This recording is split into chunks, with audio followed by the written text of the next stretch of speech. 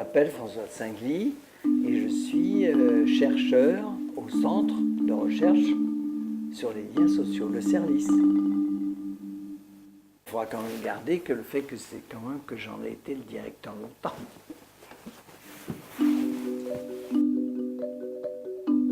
Il était une fois Durkheim.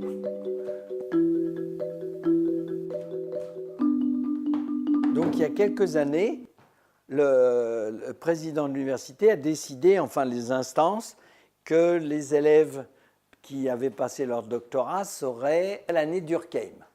Et j'ai été chargé de faire le discours pour l'ensemble de l'université Paris-Descartes. À ce moment-là, je découvre que,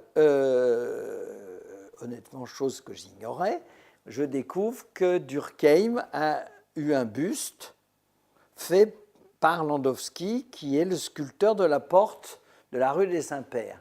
Et donc je structure le fait qu'il y ait un lien entre l'endroit où on était, 45 rue des Saints-Pères, où avait lieu la cérémonie, et Durkheim. Ce rapprochement un peu improbable. Et le buste, il est signé là, par Landowski, donc, qui est un sculpteur célèbre, notamment par le Christ de Rio, 1912, et la fête qui a lieu en 1913 pour les 55 ans de Durkheim, mais surtout pour ses 25 ans d'enseignement supérieur. C'est un buste donc en bronze, donc creux. Donc vous avez ici en exclusivité l'intérieur de la tête de Durkheim. Pour un intellectuel, c'est quand même très émouvant. Il devait être vraiment comme ça, tout le temps, jour et nuit. Il est totalement incroyable.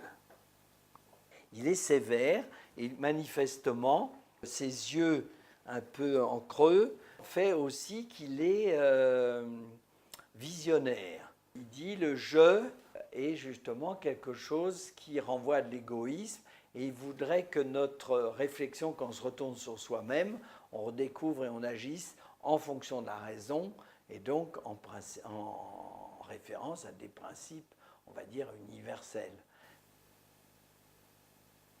Et comme Durkheim dit que c'est un buste qui lui plaît, Durkheim va le garder dans son appartement jusqu'à sa mort le 15 novembre 1917. Et c'est pour ça qu'a lieu la cérémonie justement le 15 novembre, juste 100 ans après.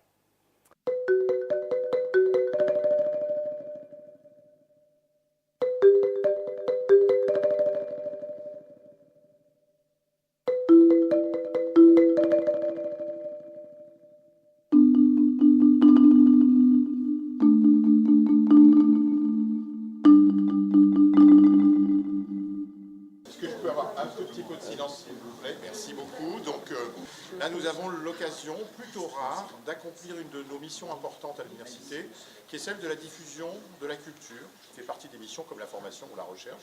Et la culture, ça prend des tas de formes différentes. Ça peut être des formes immatérielles, ça peut être la connaissance, ça peut être des ouvrages, ça peut être des savoirs, ça peut être de l'information. Et quelquefois, ça prend une forme physique, une forme tridimensionnelle, comme des objets d'art que nous pouvons présenter, acquérir.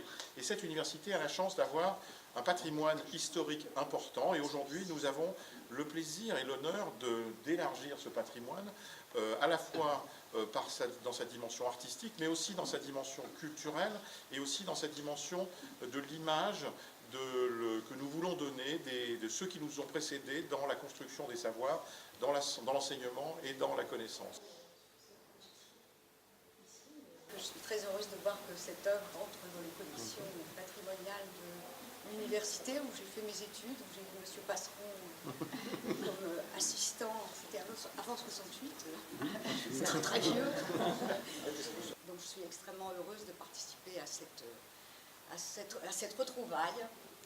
Landowski se passionnait pour l'humain, et c'est pas pour rien qu'il a fait ce buste de Durkheim. Il avait fait aussi le buste de Boublé, de Madame Boublé.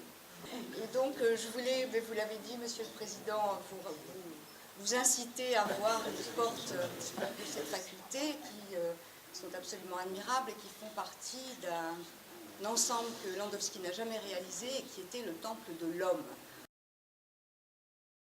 Là, je m'appelle Annie Kahn, je ne porte pas le nom de Durkheim puisque je suis Durkheim par ma mère.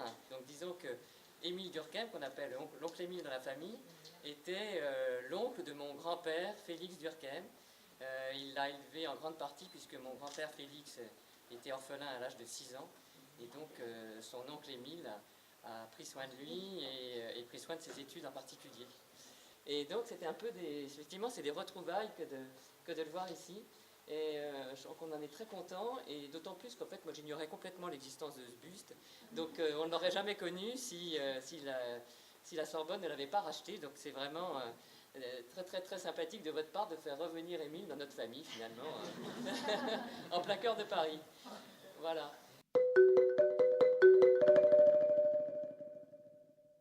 C'est un hommage, là, ici, à un endroit où il passait l'essentiel de sa vie, qui était la bibliothèque.